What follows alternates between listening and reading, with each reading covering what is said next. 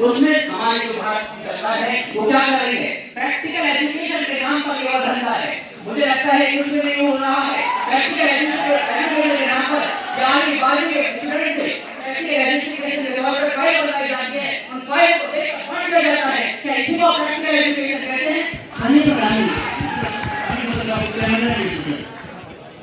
अध्यक्ष जी, हाँ आपने बात की मेरे साथी सांसद प्रतिपक्ष में कि शिक्षा को एक प्रैक्टिकल रूप दिया जाए, तो मैं आपको बता दूं कि शिक्षा जो हमारी जो वर्तमान जो आधार संरचना है, जो बेस है, वो थ्योरेटिकल और प्रैक्टिकल दोनों पे बेस है। आप आईटी सेक्टर में जाएंगे तो आपको प्रैक्टिकली हमने अनेक नवाचार किए हैं। आईएएस जैसी हमने भारत सरकार ने अपने उपक्रम स्थापित किए हैं, जिसमें आज लाखों युवा देश विदेशों में भारत का नाम रोशन कर रहे हैं। इसके अनेक उदाहरण के अभी सीईओ रह चुके जो भारतीय थे, बाकी अनेक आईटी सेक्टर में अपना प्रचलन लहराया है। इसके सब हम आप सब उदाहरण हैं। माननीय अध्यक्ष महोदय, आप बात कर रहे हैं, माननीय सदस्य महोदय आप बात कर रहे हैं कि प्रैक्टिकल एजुकेशन के तौर पर युवा जो है देश का नाम कर रहा है। आप मुझे बताइए, जब आप युवा को देखते हैं, बच्चे को देखते हैं, मोटरसाइकिल को सही कर रहा होगा एक गैरेज की दुकान पर, तो वो प्रैक्टिकल एजुकेशन के तौर पर पैसा कमाना होता है। अगर उसको अच्छी शिक्षा मिल जाए तो वो क्या करेगा?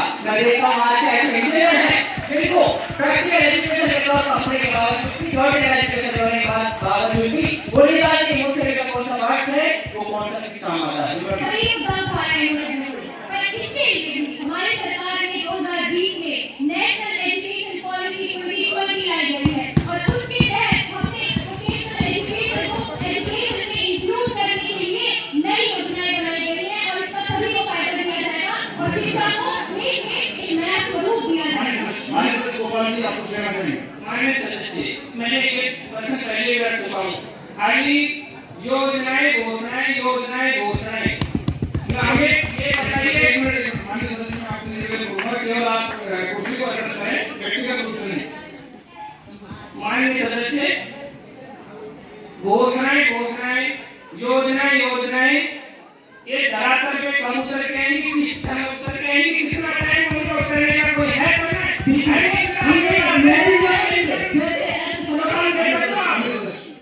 दोगे आप जवाब, कितना समय लगेगा, कितना टाइम लगेगा?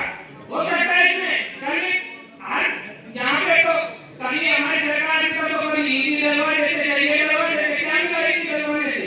एक माननीय सदस्य महोदय, क्या आप ईश्वर ध्यान काउंटर के झूठ गए जब उसने तत्कालीन मुख्यमंत्री के खिलाफ ईडी ने गलत इंटेलिजेंस से कार्रवाई की थी? आज विकसित भारत 2047 का रक्षा करने का देश चल रहा है, तो क्यों नहीं 25 में भारत मोदी का वीडियो में आज देश को बताना होगा आपको। आज अगर गांव ढाणी का युवा अगर नहीं, माननीय सदस्य आपको सुनना पड़ेगा, माननीय सदस्य आपको सुनना पड़ेगा, माननीय सदस्य आपको सुनना पड़ेगा, आपको सुनना पड़ेगा। 2047 तक विकसित भारत बनकर रहेगा, तो आप खुद से सुनो। 2047 तक विकसित भारत बनकर रहेगा और भारत माता पूरे विश्व में विपक्ष के एजेंडे को पूरा देश समझ चुका है, विपक्ष के एजेंडे को पूरा देश समझ चुका है। 2047 तक भारत को विकसित भारत बनने से कोई नहीं रोक सकता और बहुत जल्द 11वीं से 5वीं अर्थव्यवस्था भारत का दुनिया की सबसे बड़ी अर्थव्यवस्था बना है। बहुत जल्द हमारे प्रधानमंत्री जी के नेतृत्व में देश विश्व की तीसरी सबसे बड़ी अर्थव्यवस्था बनेगा। कौन भाग सुनो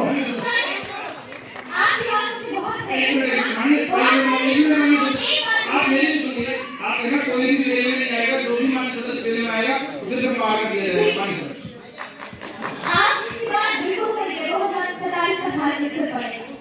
कैसे बनेगा बात किस मुद्दे पे हो रही है?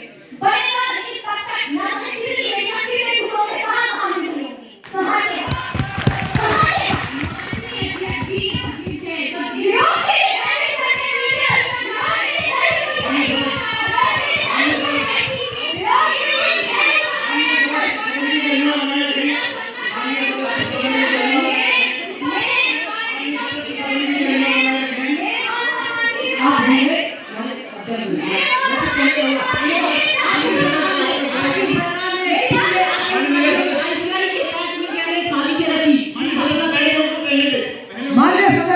आपको कोई शिक्षा पर बोलने नहीं चाहिए।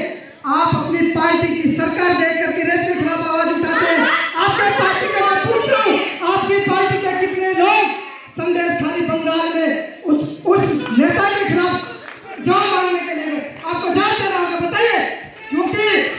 आपकी पार्टी की सरकार है तो आपके छू नहीं रहेंगे, आपकी जुबान नहीं खुली, आपको पार्टी देख करके विरोध करना आता है। क्योंकि मणिपुर में हमारी सरकार थी तो आपने विरोध प्रदर्शन किया, हमारी सरकार की जुबान नहीं खुली।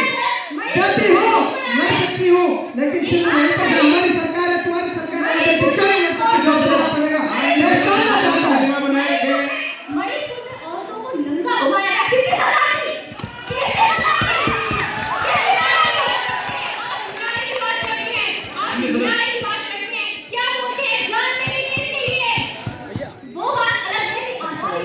नहीं, महिला सम्मान की बात नहीं है पूछता। माननीय सभापति महोदय, मैं बहुत सरल शब्दों में जानना चाहता हूँ। माननीय सदस्य, मैं ये जानना चाहता हूँ, देश ये जानना चाहता है, सदन ये जानना चाहता है कि अगर मणिपुर की घटना गलत थी तो उस घटना को स्वीकार और सम्मान नहीं दिया जा सकता, ये बात पूरा देश जानता है। लेकिन जब संदेश खाली में बंगाल में हुआ और इतने दिनों बाद वहाँ एक FIR हुई तो उस पर रेप की FIR नहीं हुई, सामान्य धाराओं में गिरफ्तार कर लिया गया। आपकी पार्टी के कितने सांसद, आपकी पार्टी के कितने नेता वहाँ देखने का पता ही है।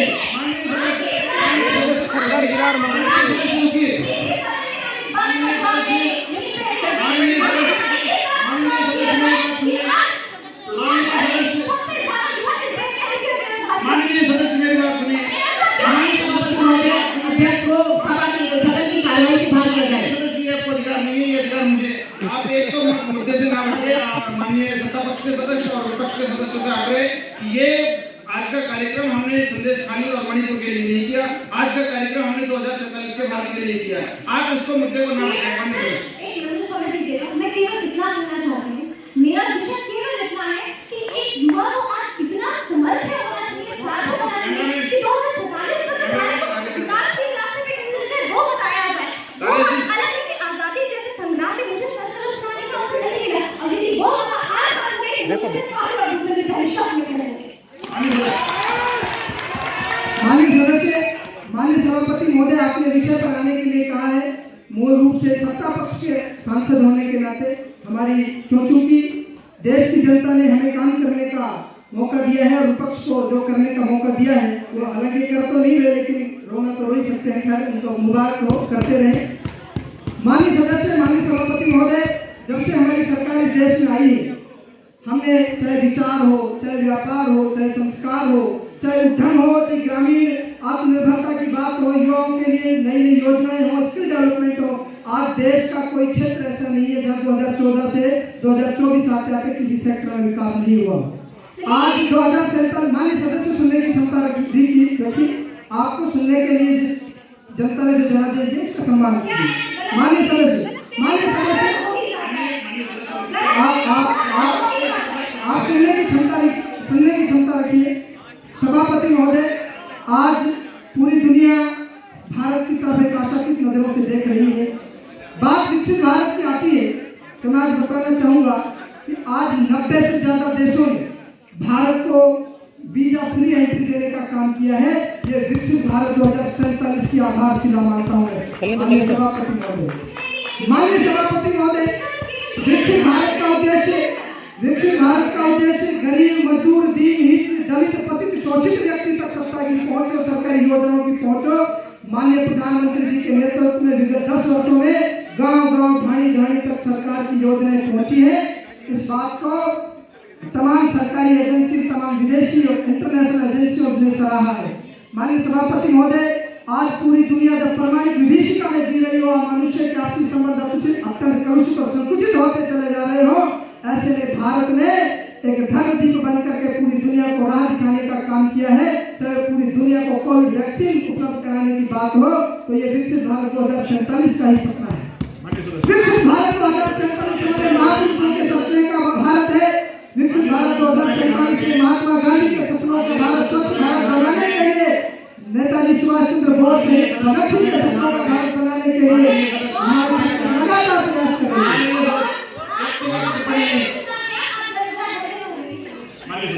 मेरी दादी की वैसे तो करनी है।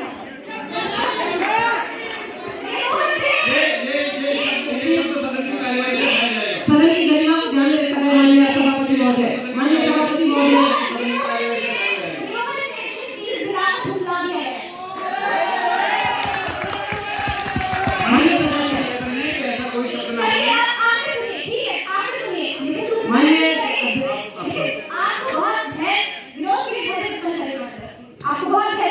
माननीय सभापति जी, सदन की कार्यवाही में समय बर्बाद न करें, विपक्ष हाथ जोड़ में सदन की कार्यवाही को बंद करने की कोशिश करेंगे। माननीय सभापति जी, पहले सुने, ये देश विपक्ष की भी आवाज सुनना चाहता है। माननीय सदस्य, बेरोजगारी का आंकड़ा तो बताई ही है मैंने आपको, और अच्छी अच्छी योजनाएं चलाई उन्होंने, लेकिन मैं आपसे पॉलिटिकल एजेंडे की बात नहीं कर रही, और ना चाहती पॉलिटिकल एजेंडा हमारा तो है ही, हमारा तो केवल ये 2047 का भारत विकसित बनेगा कि नहीं बनेगा, और यदि बनेगा तो किस प्रकार से बनेगा। 2047 का विकसित भारत बनेगा और बनकर रहेगा। ये हमारे देश के युवाओं ने ठान लिया है, गरीब मजदूर ने, देश के अफसरों ने, देश के उद्योगपतियों ने, देश के एक नागरिक ने ठान लिया है 2047 तक विकसित भारत बनेगा और बनकर रहेगा।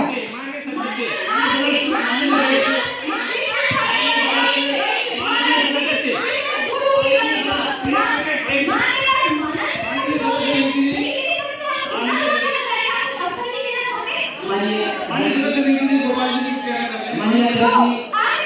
माननीय अध्यक्ष जी, मेरा प्रतिपक्ष का समय समाप्त होता है। माननीय अध्यक्ष जी, माननीय सदस्य निखिल, आपके ही आज 28.7% युवा अशिक्षित हैं, और आप बात करते हैं रोजगार की। आज रोजगार के लिए मजदूर के रेट होता है, आप बात करते हैं माननीय सभापति महोदय, जब हमारे सम्मानित सदस्य कह रहे हैं कि 28% बेरोजगारी है, तो मुझे समझ में नहीं आता ये अपने पिछले 7 सालों का हिसाब दे रहे हैं कि हमारा मूल्यांकन कर रहे हैं। माननीय सभापति महोदय, मैं इससे पूछना चाहता हूँ, 2014 में हमारी सरकार आने से पहले इस देश में कितने हैं? आपकी सरकार ने 7 सालों में बताए, देश जानना चाहता है, आपको बताना पड़ेगा। माननीय सदस्य, ये विषय से भटक रहे हैं, मैं कारण बता रहा हूँ 2047 का भारत विकसित भारत कैसे बनेगा, और आप सदन का समय खराब कर रहे हैं।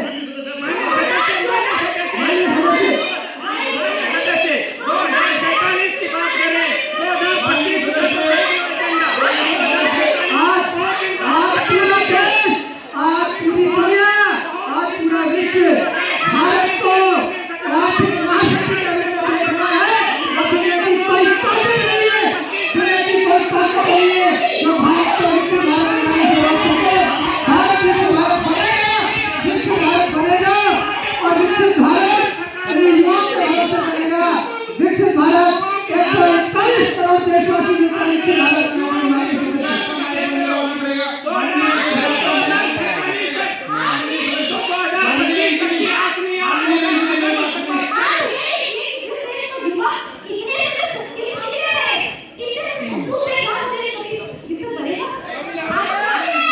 राजेंद्र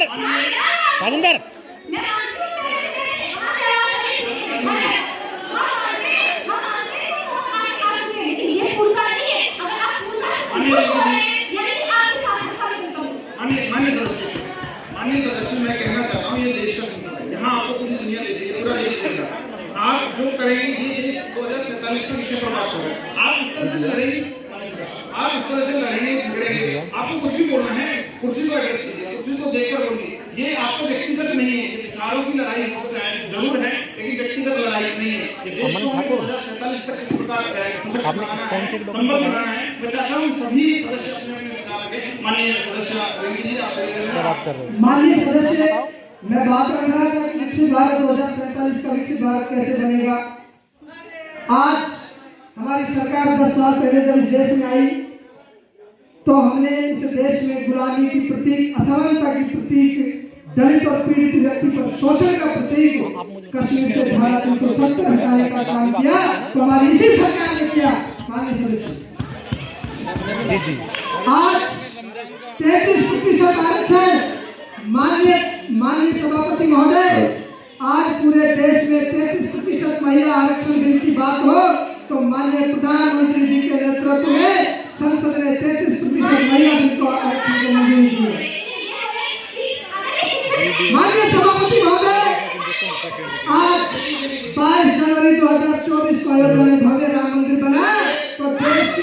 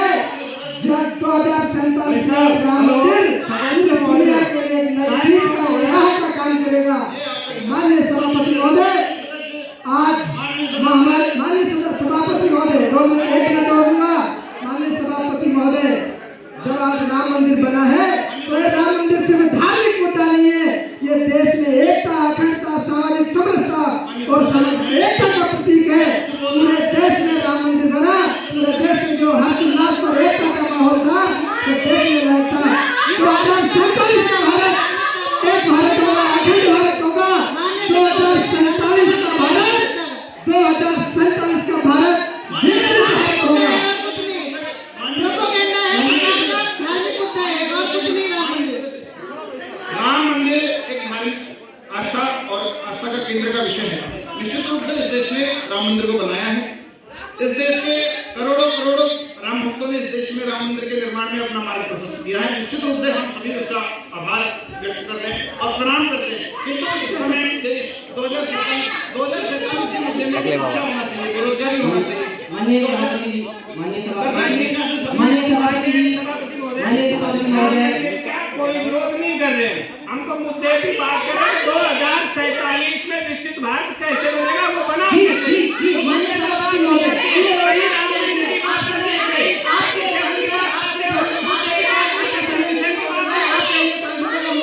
चलो ठीक है, मैं सभापति महोदय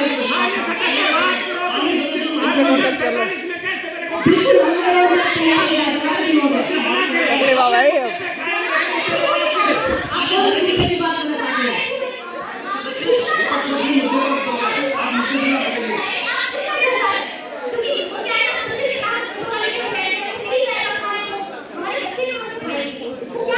माननीय सभापति महोदय, आपने राष्ट्र को बताया, शायद आप विपक्ष की भूमिका को भूल गए कि जनता ने आपको यहाँ विपक्ष की कार्रवाई करने के लिए भेजा है, किंतु आपको अनेक ऐसे जैसा कि आपने देखा है, आज पक्ष और विपक्ष ने अपने विचारों को रखा। निश्चित रूप से आज के कार्यक्रम में इस बात को कोई नहीं झुकला सकता कि विपक्ष सत्ता पक्ष पर हावी हुआ है।